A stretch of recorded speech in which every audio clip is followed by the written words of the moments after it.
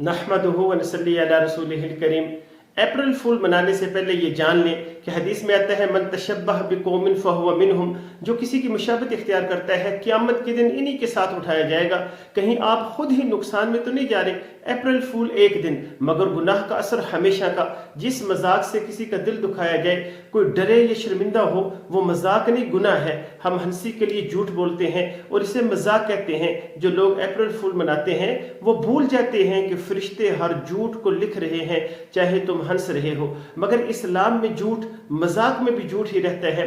चंद लम्हों की हंसी कहीं दायमी नुकसान न बन जाए। नबी अकरम सल्लल्लाहु अलैहि वसल्लम ने झूठ से सख्ती से मना फरमाया है। सच्चा इंसान वो है जो हर हाल में सच बोले। क्या हम हंसाने के लिए अपनी सच्चाई खो रहे हैं?